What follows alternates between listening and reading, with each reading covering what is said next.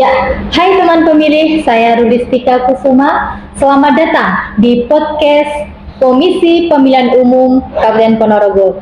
Ruang ngobrol santai tapi penuh makna seputar demokrasi. Ya, teman pemilih, pernah kita kepikiran tidak? Data pemilih itu sebenarnya diam atau justru bergerak? Faktanya, setiap hari pasti ada perubahan, ada yang pindah domisili, ada yang meninggal dunia, ada yang baru jadi anggota TNI maupun Polri, dan justru pensiun dari TNI ataupun Polri. Nah, hari ini kita bedah proses penting di balik itu semua, yaitu pemutakhiran data pemilih berkelanjutan atau PDPB, khususnya hasil triwulan 1 tahun 2026. Nah, hari ini sudah hadir bersama kita narasumber spesial, salah satu pimpinan dari KPU Kabupaten Ponorogo, yaitu Ibu Husnul Khotimah, Kadif Perencanaan Data dan Informasi KPU Kabupaten Ponorogo. Selamat datang, Ibu. Ya, terima kasih berkenan hadir ngobrol seputar kepemiluan, dan ini adalah salah satu menjadi tugas Ibu di KPU Kabupaten Ponorogo. Terima kasih Mbak Rulis, senang sekali pada pagi hari ini kami bisa hadir dalam podcast KPU Kabupaten Ponorogo. Oke, Ibu. Ngomong-ngomong, Ibu, jika tidak ada tahapan pemilu maupun pemilihan di Kabupaten Ponorogo, apa saja, Ibu, kesibukan dari Divisi Perencanaan Data dan Informasi sekarang yang berada di Komisi Pemilihan Umum Kabupaten Ponorogo? Wah, justru sebaliknya, Mbak. Setelah pemilu, kami tetap bekerja maraton. Salah satunya melalui PDPB ini, data pemilih tidak boleh dibiarkan usang, karena harus selalu siap setiap kapanpun dibutuhkan untuk pemilihan berikutnya. Di sini demokrasi itu proses yang terus berjalan. Jadi kerja kami pun tidak pernah benar-benar selesai. Nah, ya Ibu Husnul, jika tidak ada tahapan pemilu maupun pemilihan itu sendiri di Kabupaten Ponorogo, apa saja kesibukan dari Divisi Perencanaan Data dan Informasi sekarang, Ibu? Jadi begini, Mbak, setelah pemilu kami Divisi Perencanaan Data tetap bekerja maraton. Salah satunya kita melalui PDPB. Di sini PDPB ini data pemilih tidak boleh dibiarkan usang, karena harus selalu siap kapanpun dibutuhkan untuk pemilihan berikutnya. Karena apa? Demokrasi itu kan proses yang harus terus berjalan, ya. Jadi kerja kami pun terus, walaupun kita di tahapan selesai, kita tetap continue untuk data-data di PDPB ini. Ya, Ibu tadi menjelaskan terkait PDPB. Apa sih, bisa dijelaskan secara sederhana PDPB itu sendiri apa, Ibu? Perlu digarisbawahi, PDPB adalah pemutakhiran data pemilih berkelanjutan, yang merupakan proses memperbarui data pemilih secara terus-menerus. Jadi gini, meskipun tidak sedang ada pemilihan atau tidak sedang ada tahapan pemilu, tujuannya agar data dari KPU ini tetap akurat, mutakhir, dan transparan, gitu, Mbak, ya. Iya, sudah dijelaskan terkait PDPB oleh Ibu Husnul. Mungkin ada dasar hukumnya apa saja, Ibu, supaya masyarakat tahu, khususnya teman pemilih, bahwa PDPB ini merupakan kegiatan resmi sendiri dari Komisi Pemilihan Umum Kabupaten Ponorogo. Kalau dasar hukum ini, kita ada dasar hukumnya sesuai dengan Undang-Undang Nomor 7 Tahun 2017 tentang Pemilihan Umum. Ada di Undang-Undang Nomor 1 Tahun 2015 junto Undang-Undang Nomor 6 Tahun 2020 tentang Pemilihan Gubernur, Bupati, Wali Kota, serta yang terbaru adalah PKPU Nomor 1 Tahun 2025 tentang pemutakhiran data pemilih berkelanjutan. Begini, Mbak. Nah, Ibu, dalam pemutakhiran data pemilih yang berkelanjutan, khususnya di Kabupaten Ponorogo itu sendiri, kenapa harus dilakukan tiap triwulan sekali ya Ibu ya, biar teman pemilih tahu? Karena kita ketahui bahwa dinamika kependudukan sangat tinggi Mbak ya. Jadi kita apabila tidak memperbarui data secara berkala, nanti khawatir saat pemilu tiba data itu bisa tidak valid dan dapat berpotensi menimbulkan masalah. Nah, baik Ibu, sekarang mari kita bedah terkait datanya. Bagaimana gambaran data pemilih di Ponorogo pada saat ini, Ibu? Oke, terkait gambaran kemarin sesuai hasil dari pleno di tingkat kabupaten di triwulan 1 KPU Kabupaten Ponorogo, kita dapatkan total pemilih ya dari data di Kabupaten Ponorogo di angka 786.200 yang terdiri dari 386.546 laki-laki dan 399.654 perempuan yang tersebar di 21 kecamatan dan 307 desa kelurahan. Jadi data ini kita ambil di waktu pleno rekapitulasi Kabupaten Ponorogo triwulan 1 kemarin, yang kita melibatkan stakeholder yang ada di Kabupaten Ponorogo, contohnya di Bawaslu Kabupaten Ponorogo, terus Dukcapil, dari kepolisian, dari Kodim, ya, dari Rutan, dari masyarakat untuk perwakilan seperti itu, Mbak. Oke, Ibu. Dijelaskan tadi terkait gambaran dari per triwulan 1 di tahun 2026 itu sendiri. Untuk triwulan 1 2026 ini, apa yang menjadi tren yang Ibu lihat? Ya, kalau masalah tren ini biasa Mbak ya, dinamika wajar. Jadi seperti penambahan pemilih pemula, banyak kan yang kemarin belum terdaftar 17 tahun, ini banyak yang lapor. Nah, ada pengurangan data, maksudnya yang pindah domisili, ada yang menikah keluar kabupaten, yang meninggal, itu data yang itu yang tidak memenuhi syarat TNS seperti meninggal dan pindah keluar, itu biasa dinamikanya seperti itu. Ya, dari dinamika data-data tersebut, bagaimana KPU Kabupaten Ponorogo khususnya memverifikasi perubahan data Ibu? Ya, jadi gini, selain itu kita melakukan sinkronisasi data Mbak ya. Kita melakukan sinkronisasi data dengan Dukcapil. Jadi kami KPU Kabupaten Ponorogo bersama tim Rendatin, staf dan tim yang lain, kita melakukan proses yang namanya coktas Mbak. Dan kita dalam coktas ini langsung action ke lapangan gitu. Jadi dari tim KPU Kabupaten Ponorogo sendiri itu melakukan coktas yang berada di seluruh wilayah Kabupaten Ponorogo di 21 kecamatan maupun 307 desa sendiri. Tadi Ibu menjelaskan terkait coktas. Itu dalam coktas itu apa Bu? Biar teman pemilih tahu coktas itu apa sih, seperti itu. Coktas adalah pencocokan terbatas. Jadi di sini kita tim dari KPU Kabupaten Ponorogo ini kita memverifikasi fakta ke lapangan. Jadi dari dibagi beberapa tim itu ya Mbak, kita bareng-bareng turun ke lapangan.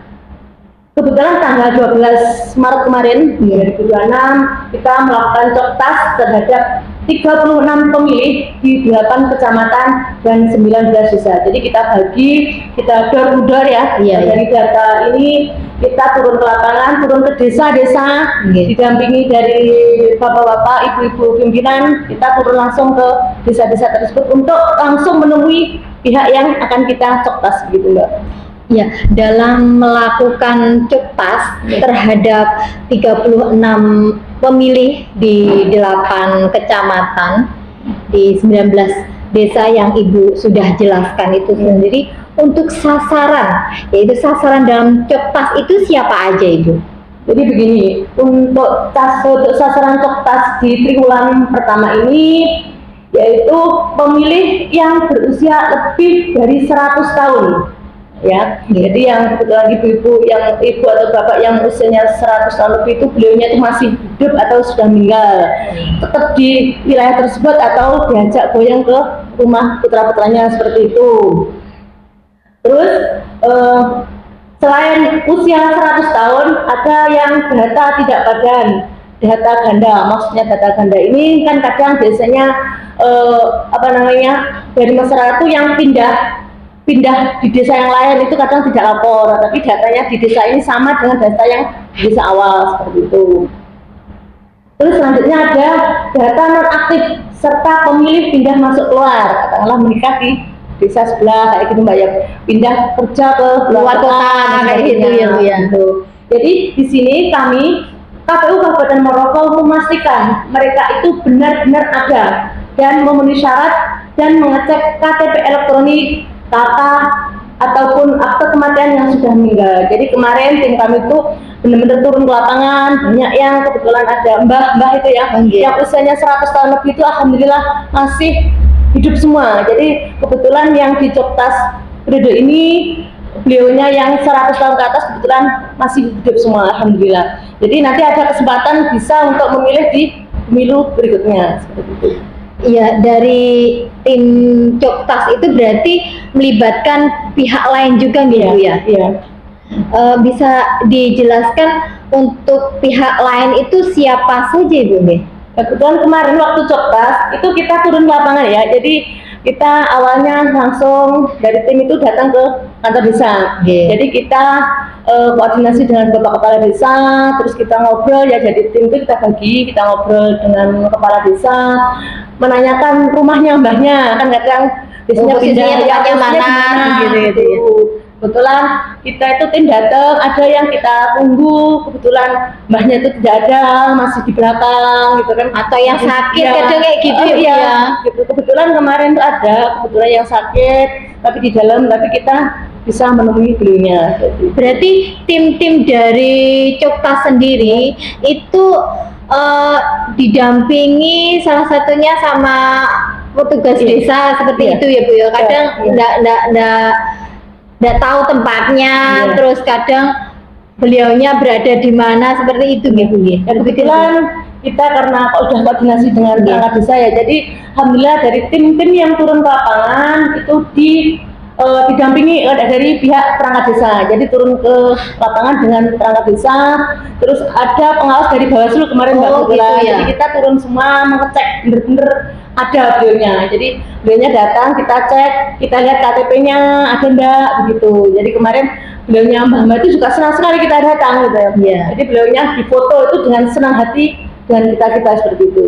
Berarti petugas COKTAS sendiri dari Kabupaten Ponorogo itu profesional dan selalu mengedepankan integritas ya Bu ya, didampingi dengan Bawaslu sendiri. Nah, berarti ini Bu, mungkin ada tantangan terbesar dalam menjaga data itu sendiri apa Bu? Gini, terkait tantangan ya, selain yang pertama selain validitas, tantangan utama adalah menjaga keamanan data tersebut ya. Karena itu jadi perlindungan data pribadi masyarakat ini kami harus memastikan data tersebut itu benar-benar aman Mbak. Jadi aman dari kebocoran. Jadi selain itu kita tetap transparan kepada masyarakat terkait hasil yang kita COKTAS tadi dalam hasil nanti rekapitulasinya. Jadi beliaunya katakanlah yang sudah dilihatkan nomor NIK-nya di KTP tadi, kita benar-benar mengamankan data tersebut gitu. Ya, dari data itu mungkin Ibu sudah jelaskan terkait keamanan data sendiri sehingga tidak bocor dan KPU sendiri lebih transparan dalam hal nanti rekapitulasi dari pemilu maupun pemilihan itu sendiri. Mungkin apa risiko jika masyarakat itu sendiri, khususnya ya teman pemilih, tidak peduli dengan pemutakhiran itu apa Bu? Ada Bu, risikonya apa Bu? Jadi gini, dengan adanya pemutakhiran data pemilih berikut lanjutan tadi, risikonya apabila pemilih itu bisa kehilangan hak suaranya Mbak ya, khawatir ataupun justru ada data ganda yang menurunkan kepercayaan publik terhadap proses demokrasi. Makanya dari pihak Kabupaten Ponorogo kita tetap continue walaupun ini tahapan sudah selesai ya, kita tetap mengadakan yang tadi namanya PDBB. PDBB itu pemutakhiran data pemilih berkelanjutan dengan cara kita melakukan coktas turun ke lapangan tadi, itu biar apa? Biar masyarakat itu percaya bahwa kita itu benar-benar proaktif dengan mereka, data-data itu tidak akan mendapatkan data ganda tersebut. Nah, berarti pemilih itu sendiri harus proaktif ya, agar hak suara dalam pemilu maupun pemilihan ini tidak terbuang sia-sia seperti itu. Ya Ibu, sebelum kita tutup, mungkin ada pesan untuk warga masyarakat Ponorogo, Bu? Iya, oke. Jadi di sini saya pribadi berpesan untuk mengajak seluruh masyarakat Ponorogo untuk proaktif. Maksudnya jika ada anggota keluarga yang telah meninggal dunia ataupun baru berusia 17 tahun ataupun pindah domisili, silahkan segera melapor ke KPU Kabupaten Ponorogo ataupun lewat online.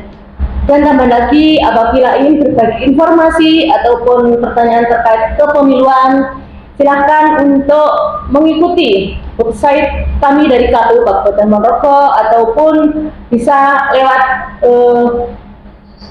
Instagram ya, Facebook, Instagram dan sebagainya, bisa di-download dari website tersebut. Oke Ibu, mohon diperjelas Ibu terkait tadi pengecekan, bagaimana caranya biar lebih jelas lagi teman pemilih dan masyarakat Ponorogo untuk mengecek. Oke. Terkait caranya, masyarakat Ponorogo bisa langsung datang ke kantor KPU Kabupaten Ponorogo. Nanti kita dari tim akan membantu penjenengan yang sudah datang di kantor KPU Kabupaten Ponorogo.